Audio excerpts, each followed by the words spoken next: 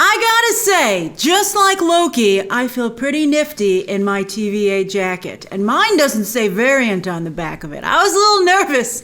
Disney told me they were sending me a jacket in advance. They sent me a whole box of swag. I didn't know it was gonna be a whole awesome box of swag. And the clock? Wow. But they told me they were sending me a jacket, and I was like, I don't know if I can walk around in a Variant jacket. That seems dangerous to me. But no, I'm the original. I do get up to a little mischief, but that's why I like Mobius so much. I like a mix of order and mischief, like Mobius, I believe, which is why he's turning out to be such a great character. So I got my jacket. Thank you very much to Disney for sending it. It's kind of hard to see it on camera, though, so I don't think I'm going to wear it for every breakdown, but I will wear it a lot in real life. And I really hope they sell these to everyone, because they're fantastic. They're just as great as you would think they are. So I love it. And I love this episode. I thought this episode was fantastic. And we're going to go over the broad strokes first, because there are some pretty big reveals here. Sorry if this jacket's a little noisy. There's pretty big reveals. And then we'll go over, we'll do a breakdown shot by, basically shot by shot. So I have a new theory about the TVA. Oh, and share your own thoughts and theories down below, of course, as always. So during this episode, they find the missing in action hunter, and she says, "I gave it away. I told Lady Loki where to find the TVA." And I'm wondering if they're hiding out maybe something to do with the 90s. Why do I say that? Because we have another drink from the 90s. What? And Mobius isn't drinking it. It's Casey. Why would they? I mean, is there a division? Is each division from a different time period? It's a weird coincidence, because sure enough, Boku fruit juice, boy, I had to look hard to get that. It's not very clear. It's not nearly as clear as they were telegraphing Josta soda from a mile away. They were like, pay attention to this. But Boku was more of a crazy reference. Maybe just one of the writers loves 90s beverages and did this as a fun thing on the side. Maybe it's like Mephisto. Maybe it doesn't mean anything. But it's really interesting. So Boku fruit juice, like Josta soda, energy drink, is from the 1990s. One from 1990 to 2003. Didn't last that long. I was wondering why Kablooey gum had such a short period of existence. And it seems that a lot of products aren't long for this world or long for the timeline. But anyway, it was an adult juice box that was advertised by Richard Lewis. So if Richard Lewis somehow shows up, that would be hilarious. But I think that was an interesting thing to include. Why not just one, but two drinks from the 90s, and then reference with the 90s with the jet skis? I would think it means something. It's very interesting. Although I was thrown by the Scream reference. Although isn't that a 90s movie too? I'll gut you like a fish, Casey? I think it is. This is interesting. Very, very interesting. Now, speaking of variants, is the variant of the title of the episode, is that Lady Loki? I mean, she does say, if anyone here is me, it's me. That was a funny exchange between the two of them. Like Dr. Livingston, I presume, but two Dr. Livingstons. I sure hope she's not Lady Loki. I mean, it would be Marvel's usually so good at casting, but this, as soon as she took her hood off, I was like, that's not Lady Loki. That was my immediate reaction. And also, if it is, what a letdown. Because here's the comic book version, which, as you can see, is so much cooler. But she doesn't want to be called Loki as they converse. Our Loki says, "I'd never treat me like this," which I'm like, is that just supposed to be a funny line? Because I don't know if Loki would treat himself or themself, gender fluid, right? So I guess that would be the correct pronoun for Loki, themself. And I don't think that they would. I don't think they would do that. She doesn't look like Loki. She doesn't look like a female version of Loki. When you look at the other variants, we'll talk about them when we do the breakdown specifically, but they all have black hair. They all are variations of Loki. She doesn't seem like a variation of Loki at all. She doesn't really act too much like Loki. And as I said, she's just a complete letdown from the comic book version. When the hood came down, I think that the audience's instant reaction, and maybe some of you had this reaction, I doubt it though. If you did, I think you're just a Marvel fan who's covering for them. The instant reaction should have been, that's Lady Loki. That's the female version of Loki. It should have been Jamie Alexander Sif, because in the comic, Loki uses her Sif's body for his female form to taunt Thor. That scamp. And that's also, I think, very interesting because, of course, Sif is a lover of Thor. So for his brother, or his foster brother, to take on that form is like pretty kinky. But that's Loki for you. Or it should have been an actress like, I think, Kristen Ritter. Too bad she's, Jessica Jones. She would be a fabulous Lady Loki. Or with today's technology, you could have done Tom Hiddleston via VFX. I think this would have been a great opportunity for a transgender actress. I think there are so many better ways that they could have gone than Sophia Di Martino. And Marvel is usually so good at casting that I'm like, maybe it's not Lady Loki. Maybe it's a misdirect. Because I gotta tell you, to me, she seems like Lady Loki in clothing only.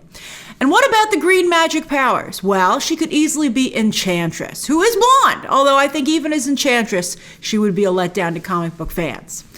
We'll see. We'll see who it is. If it's a misdirect, let's say it is Enchantress, why would she want the TVA to think that she was a Loki variant? I heard it could be a Lady Loki Enchantress mashup. Maybe it's just a self-hating Loki who doesn't want to be called Loki for that reason. Maybe this is the Loki that's gender fluid that Tom Hiddleston teased. We got a lot to find out. We did just meet the character, but I gotta say the first impression was not good. I'm curious as to what yours was. She didn't have a cool jacket. She didn't even have the fur coat. The fur coat was so amazing. All right, so anyway, they blew up the timeline. Lady Loki blows up the timeline either as a ploy to empty out the TVA or maybe to do everything. I think at the very least, Lady Loki emptied out the TVA as all the units were deployed to deal with this mess. Will the TVA fix some of these time resets? These new timelines have been created. Something for us to keep in mind at least, because there are no accidents in the MCU. At least we don't think there are. We hold them in very high regard. All right, so anyway, let's take a look at some of these where she sent, where Lady Loki sent some of the time resets. Asgard, but in 2004, before the MCU was even created. The first MCU movie was in 2008. They've had a couple flashback movies, but none yet in 2004. One was in the 90s, though, of course, with Captain Marvel. Sakaar, 1984. Tokyo, by the way, same year, 1984. Ego, the living planet in 1382. Titan, that's the planet featured in Endgame, planet/moon, 1982. New York, 1947. That's post Steve Rogers, but that is the same timeline as the Agent Carter television show. This is getting so complicated. I think Kevin Feige just blew up his very simple MCU. Maybe this is why he's having Michael Waldron also write the Multiverse of Madness movie. Michael Waldron revealed that he wasn't supposed to write Multiverse of Madness. He wasn't supposed to write Doctor Strange 2 until Kevin Feige said, hey, I'm changing things up. I need you. So interesting. Hala, which of course is the Kree home planet, 0051. And Xandar, which of course is the home of Nova Corps. So very strong Marvel locations. So I'm very curious to see if anything comes out of this. All right, so we're going to break down the episode where the TVA only becomes more suspicious and Loki even more fabulous. I myself, as I said, love order and chaos, and I think Mobius does too, which is why I love him so much. Owen Wilson, fantastic. We're going to talk about the fact that they're both wearing wigs, and I have a particularly good shot to showcase that. Those are some good wigs. As I said during today's watch-along, because I knew that Owen Wilson was wearing a wig, but some of you pointed out that Tom Hiddleston is wearing a wig, and now I see your criticism of the Jupiter's Legacy wigs, because damn, these wigs are good. This episode is a bit overwritten. I think there are some scenes where you're like, you don't need to talk for this much. I know Loki loves to talk, and some of the lines are so good that I think we can forgive it, but I hope after the first two episodes, with episode 3, things start to pick up. And also, speaking of special insidery things, we're all caught up now. I've only seen 2 episodes, press has only seen 2, so the next one will all have virgin eyes. All right, here we go. All right, so we're going to start off at a Renaissance fair, which is not only a clever reference to Asgard, I think that's hilarious, but it's a cheap way to have a little bit of a different, to do something historical on a budget. So the show is very clever. We have our, there's a Nexus, there's a potential Nexus event. So we have a squad deployed to take care of it and reset the time, apprehend the variant, reset the timeline. I don't know why they're all not aware that they could be encountering a Loki. So they send these people in, and it's a trap. It's a trap! And they play, to be, they have a little intro. It's very medieval knights, medieval fair, and it says, we have to save the princess. A lot of misdirects over the fact that it's a woman that they're fighting. Lady Loki. Like, they keep saying he. They said he so many times during this episode that even the first time I watched it, I was like, it's a she. Even though I did know about the Lady Loki on set behind the scenes photos that leaked, but I was still like, you're saying he way too much. It's a she. Or I think they would be the best way to refer to Loki going forward. Although we'll see if Tom Hiddleston actually embraces that version of the character. All right, so anyway, we see that this Loki uses mind control, which reminds me a little bit of WandaVision when she snuck up on people when she was first introduced in Age of Ultron. But this Lady Loki sneaks up on this field commander and takes them over. Now, interestingly enough, this was not a power of Loki in the MCU to date. He did have mind control with the scepter in the first Avengers movie, but he needed the scepter to do that. Why wasn't he just using his own powers? And in fact, it was revealed by Marvel that the scepter was also controlling him. Easy excuse. I didn't see him bringing that up. Is that really confirmed? Because why didn't he bring that up when Mobius was like, why do you like to hurt people? He'd be like, oh, I was mind controlled. It wasn't me, man. So I think it's interesting about the mind control. And, Mobius doesn't mention it during the briefing in this episode, but they don't know this is happening. Only we see this. And then Loki sees it at the end in Rock's cart. So anyway, takes over this person and has her take out her own help Lady Loki take out her own team. Now, this person only incapacitates them, but Lady Loki finishes the job by killing them with a knife, with the stab wounds that we saw in the last crime scene in France.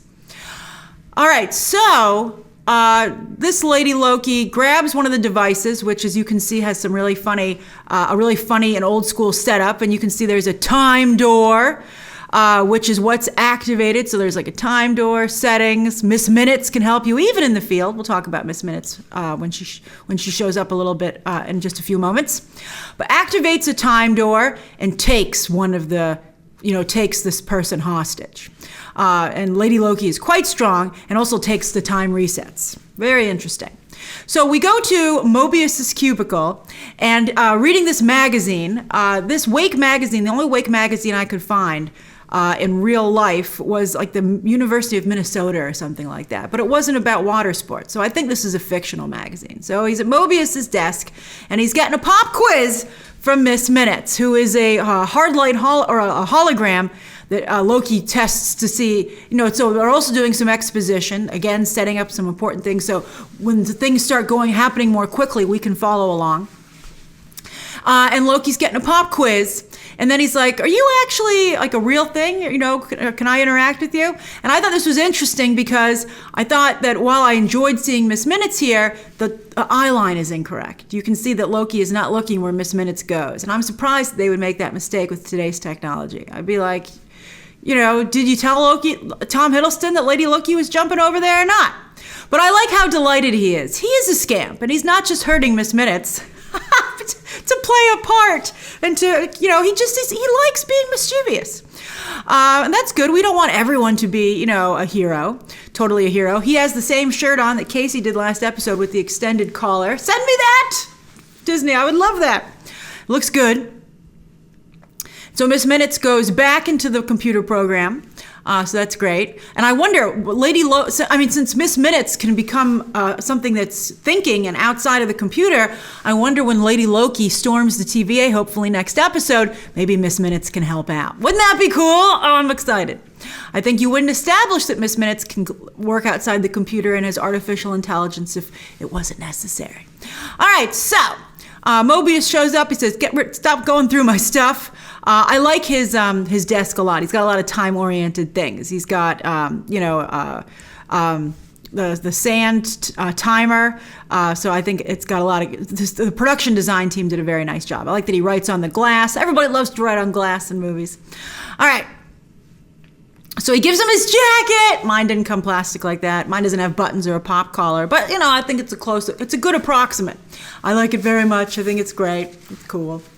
All right, so he looks great, and he's like, I look awesome. But in the back says Variant. Hilarious. And I like this little briefing. They do a good job setting up the potential for a future TVA video game, quite frankly. So Hunter B-15 is briefing everybody. That's a great shot. That's why I saved that one. I was like, boy, does that look fantastic. He really works that jacket. The tie, Loki does look good in a suit. So we go over the variants. So what are we working with here? And these are all a surprise to Loki. So he's not like, oh yeah, I remember when I was that person. So I really feel like the multiverse is different timelines. And then if there's not, what is a multiverse but a different timeline? I don't understand how they're not the same things. I go by Back to the Future time travel logic, which I think was very sound, but I don't think that Marvel time travel logic makes any sense, to be honest with you. All right, so anyway. We've got Frost Giant Loki. We've got, this is the Tour de France trophy. He's Team Loki. I'm surprised they didn't have some kind of branding. But I wonder if this is a reference to all the cheating with Lance Armstrong in the Tour de France. So he won the Tour de France. Then some of you one of you in the watch along thought that was a Hulk Loki, but I think that's a troll Loki. The 9 realms, of course, have all different types of creatures. Put a pin in that for later in this episode, in fact, for a reference, but they do have trolls. So I think that's a troll Loki, because I don't know where the hair would come from if that was a Hulk Loki. That's a very hairy Loki. But it's black hair, and that's a hippie Loki. I like that Loki. I think that Loki looks funny. And then we have like a Viking kind of Loki here. And again, as I said, they all have a very distinct look, which our new Lady Loki does not fit with.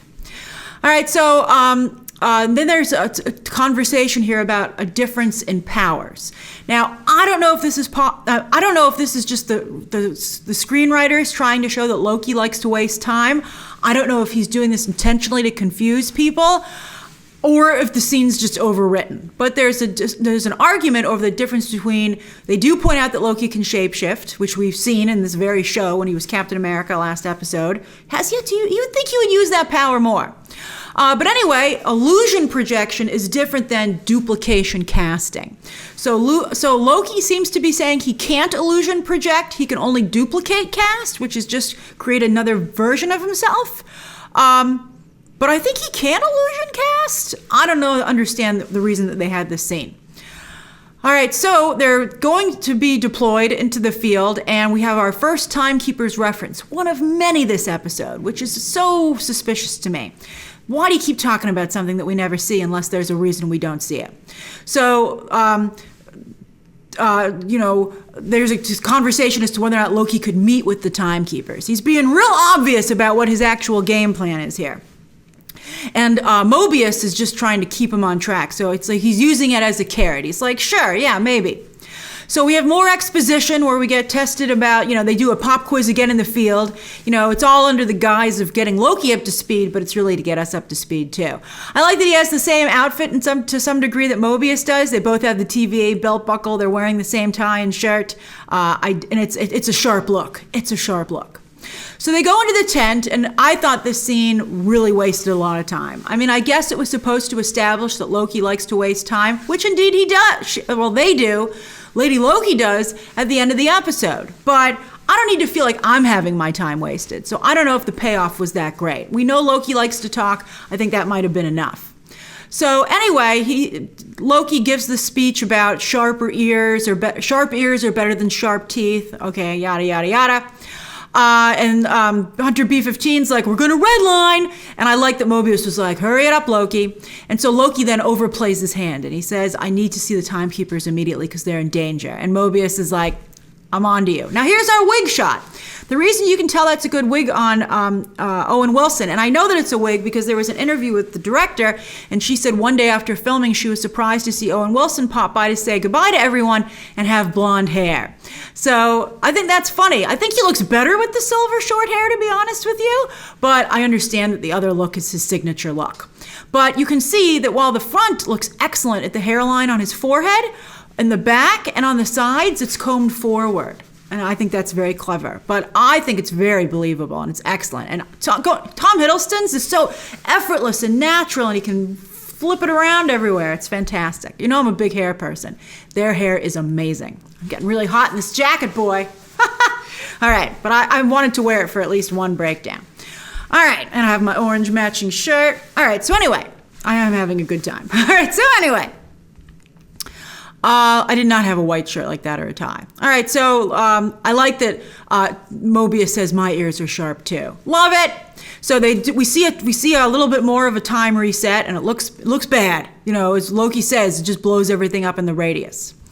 So we see the timeline and they go, crisis averted, woohoo! And there are all Thor references here, which I thought was interesting. What do we have here? We have Nidavellir, which is actually also Svartalheim from the Nine Realms. That's where the dwarves are. And we visited that in Infinity War. It's where the Infinity Gauntlet was forged, and then Stormbreaker afterwards. And on the other side, you see Sakaar. And Oshkosh, of course, is where they just were. So I thought that was interesting that they did all Thor references. All right, so then timeline reset, and Hunter C20 is missing in action, to be found very quickly at the end of this episode. So then we're in Renslayer's office, right? So we see a bunch of knickknacks. I don't think these knickknacks are references to anything that we're familiar with again just yet, but they're important because they establish that Renslayer has other analysts. I think because they're not supposed to, I think analyst is an interesting choice instead of agent because they're not supposed to interact too much or change anything. They're supposed to be mostly observers. So I thought that was cool. So she has other analysts in the field, which means there are other interests at work. All right, so Mobius, and also she's recording this conversation, Nixon style. That tape's running. So Mobius is talking to her, and they sit down, and I think that, you know, through the course of this conversation, let's see here. They talk about Loki learning to stall for time. It's funny to grab screenshots from this show because it's so much the same. It's just long conversations in rooms. So you're like, here's a medium shot, here's an extreme close-up. It's funny when you think about, if you know anything about filmmaking and how you're supposed to cover a scene. They do that very, very, very carefully here. So anyway, and so they start out the conversation. They do the thing about stalling for time, which again was something valuable, I think, to learn to some degree, at least for us. Doesn't really help Mobius out. And then also they reference, yet again, reference number 2, the timekeepers, and that Mobius himself has never met them or even seen them. And Renslayer gives a real non-answer. She's like, oh, they're real concerned about this. They've never been so in tune to a case. And you're like, don't they know how all things go in all time? And she's like, shut up, stop asking me questions. She really, really, doesn't answer. So I think that's very, very, very interesting. Now, he signs this document, and there are a couple of interesting things about this, by the way. Now, first of all, it's Franklin D. Roosevelt High School, which has never been mentioned in the MCU, again, just yet. Perhaps she sent another analyst into the field to do another official thing that will be important to the MCU, or maybe something that's off the books for her or Kang. And this pen is a clue that will come up later in the show. So let's keep this in mind. Franklin D. Roosevelt High School is important, maybe for a reason. Now, if you look at their signatures, she just signed it Renslayer, but I love that Mobius signed it MMM for his name in the comics, Mobius M's for Mobius. So I think that's great. That was a nice touch. All right, so he's really lost his temper with Loki, and I thought that Owen Wilson played this beautifully. Mobius is a very nuanced character, and he's really, because he just got in trouble. And I love that he's bad mouthing Loki, and then he comes out of the office and he's like, "Okay, Loki, everything's great." So he's like, God, where's the Loki who wouldn't stop talking? And then they have a really interesting conversation outside this elevator. This was one of my favorite written scenes. Like, I'll forgive the other scenes that are too long because we get gems like this. He says, oh, I thought you'd want to catch the superior Loki. He's playing so many mind. He's like, actually, I think a really good parent to Loki, which Loki's never had. So he says, so he said there are two things. He's like, he says, Tom Hiddleston says, why are you saying this? Loki's like, why do you want to help me?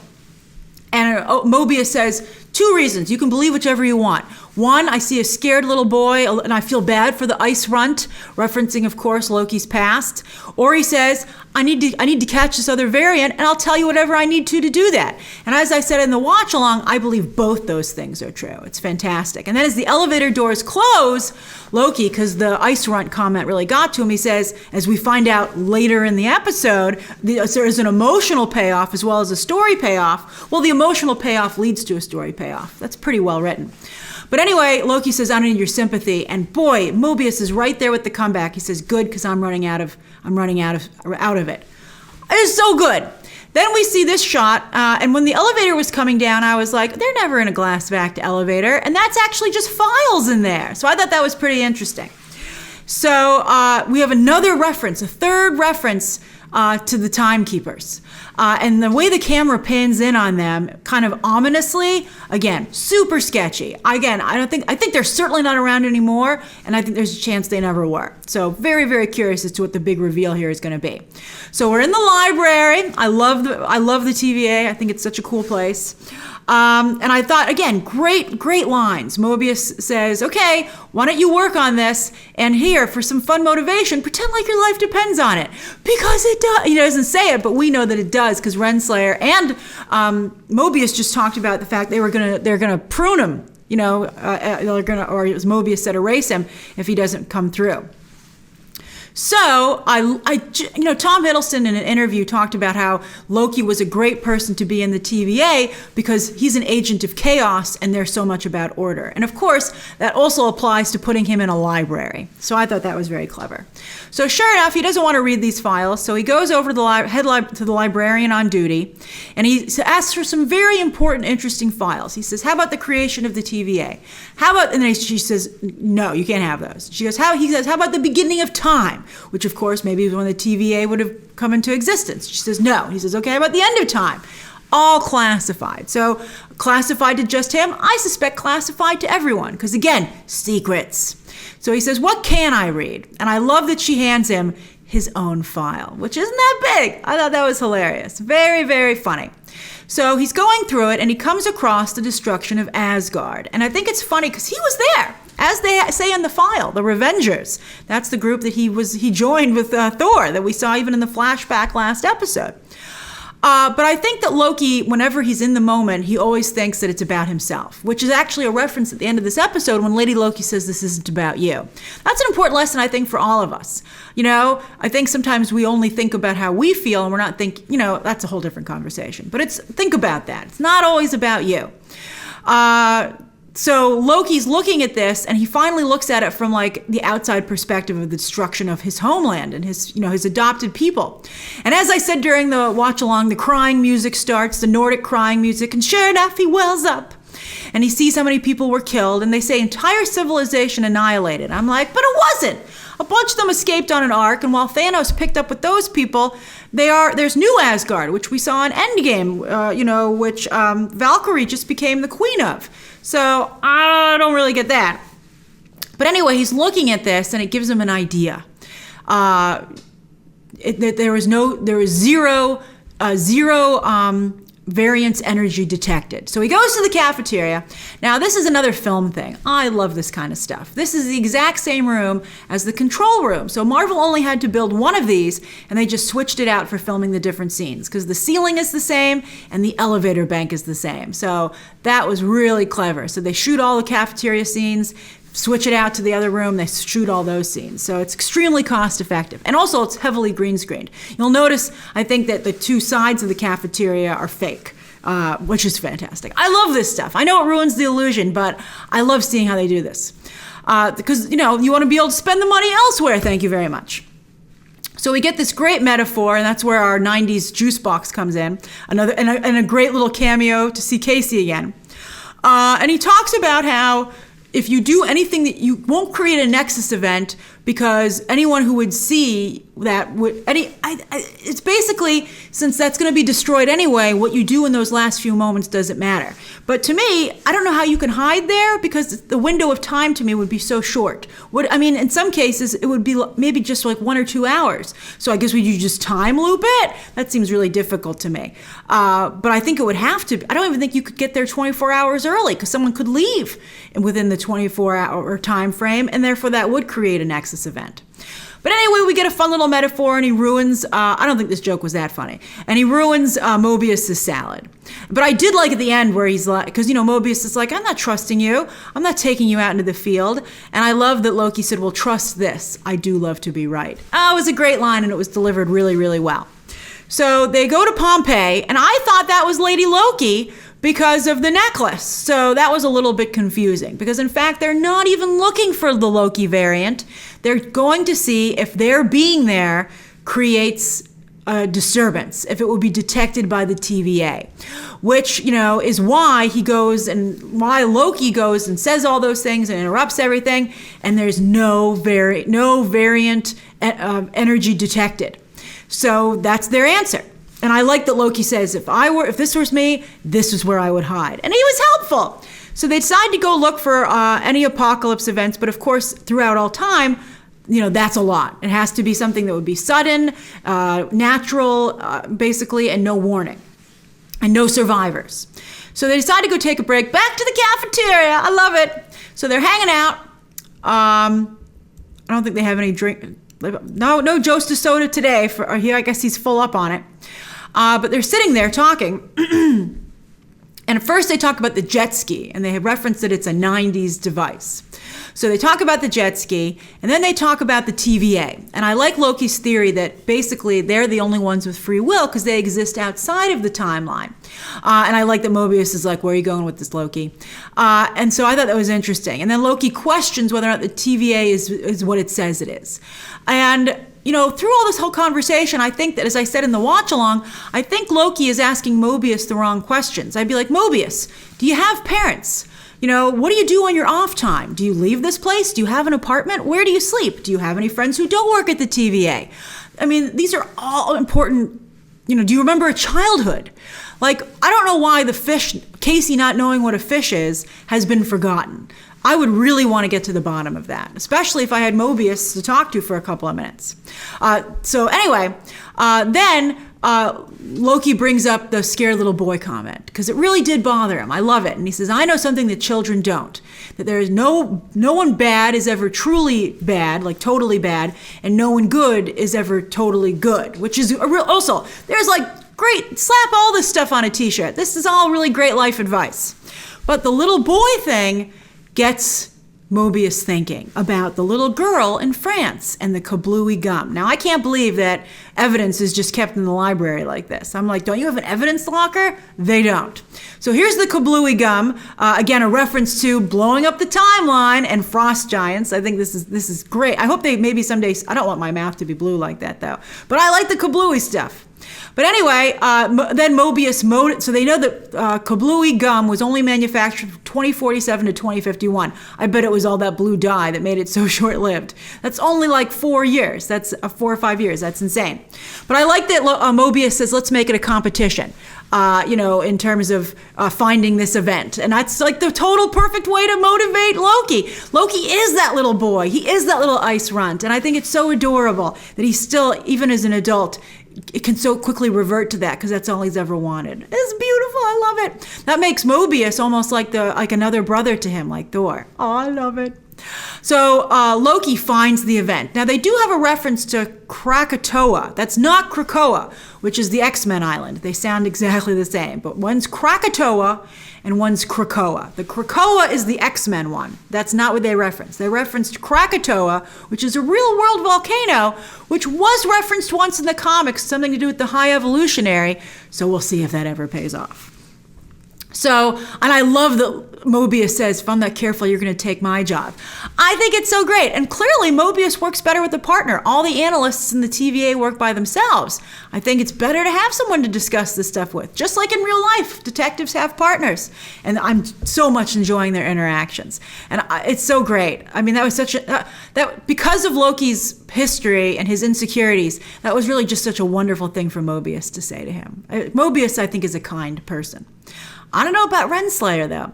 But he gets Renslayer's approval for this because he says, I'm excited, let's do it. By the way, her name is above her office, which I thought was interesting. Great production design. I do wonder what this building is. I don't think they built this whole building. They might have built all the lights in the locker room, but I'm curious as to where this is filmed. All right, so anyway, Mobius is so excited he gives Loki some knives for the field because Loki's doing great work. But I love that Hunter B-15 is like, absolutely not. I would not give Loki any knives either. He'll have his magic in the field. He'll be fine. So we have another briefing, and then we go to Haven Hills, Alabama, which is going to be hit by a hurricane, which is being hit by a hurricane. Which is actually, when you know, it's a lovely photo here, but it's actually very sad considering the real life damage that hurricanes have done.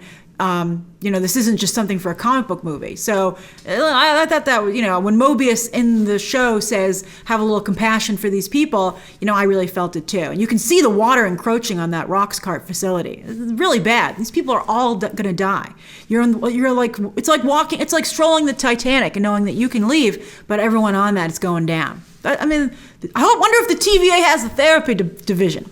All right, so anyway, they go to Rock's cart, and I love that everyone else is just focused on the job, but Loki takes a moment to look around and just witness the event. Maybe the rest of them are just so jaded to history at this point. Maybe that's all it is. But I think that Loki, he loves chaos, and this is certainly a chaotic event. And, he just enjoys being in the moment. I think that's another great character moment that, he would take a moment and look around and soak it in. That's great. So they go inside, they're all wet. Mobius is protecting his wig with his hood. So they go inside, and I love this, that Loki, it was really hard to get this, pause it just at the right moment because he does it real fast. But I loved that he uses his magic to get himself dry. And Hunter B-15's like, what the heck are you doing? Don't use your magic. And he's like, look, I don't know how squeaky he would be, but he's like, I'm not walking through here without my hair looking just perfect. And it does, he looks great. I don't know how they missed the fact that the Variant would have access to security cameras, but spots them immediately. They immediately lose the element of surprise. But we see a timer set. We have just 20 minutes. It wasn't 20 minutes in the show, but within the world of the show, they had 20 minutes. So they split up, and Hunter B-15 insists that Loki goes with her. I'm not quite sure why, but maybe she feels Mobius doesn't look after him closely enough. So they go off, and they come across this gentleman in the plant section, and I felt very bad for him. He's like, and I felt it was a lie, but it ended up being a lie, but the line that he was there to save money on plants during a hurricane sale, and knowing that this individual would die, and it doesn't matter about what he bought or how much money he saved. Again, I just thought that was really sad. All right, so anyway, Hunter B-15 is like, could that be you? And Loki has that funny line where he's like, I'd be wearing a suit, but yeah, it could be.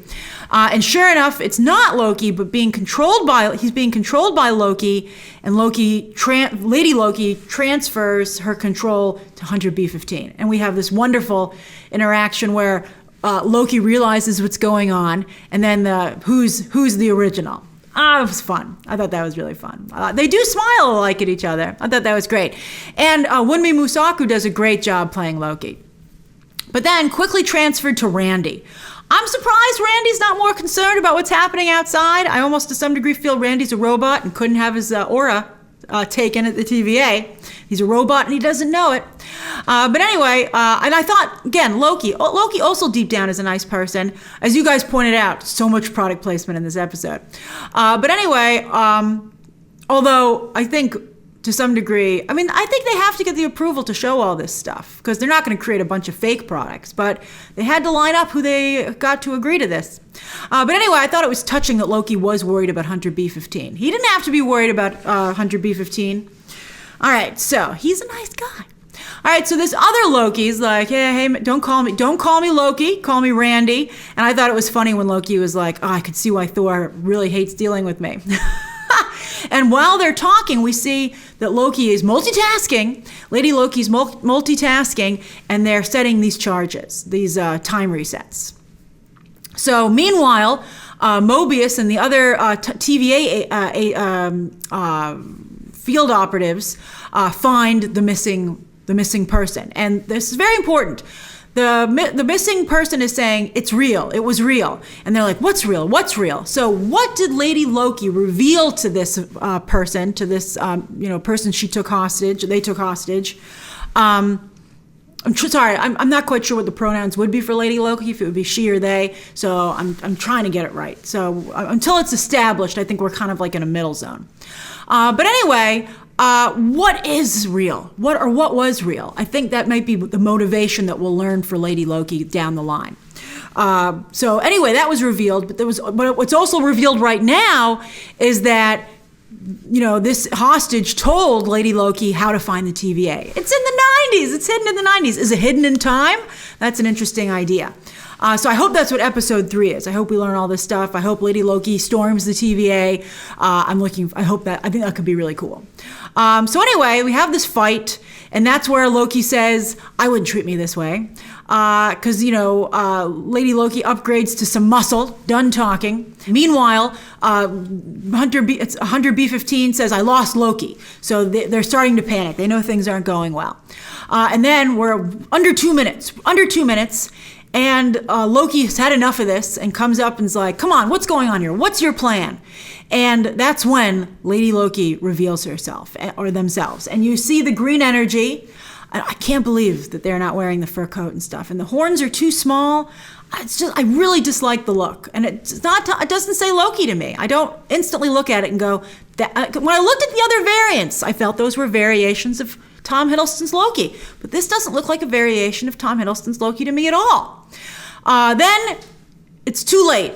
Lady Loki did stall for time. It worked. So engage. Look at all those time resets. Lady Loki has been busy. I wish the TVA should have learned to be able to deactivate these remotely, right? If they're apprehended, you should be able to shut it down and to render them useless.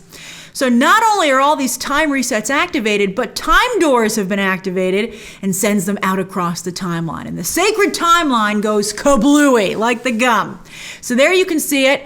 And everybody's panicking in the room. And then here's where we see those references to where things are going wrong. And Renslayer's like, "Oh, this is bad." And she goes to grab her time stick, which is a shot from the trailer that we see. So hopefully next episode, we'll see her in action.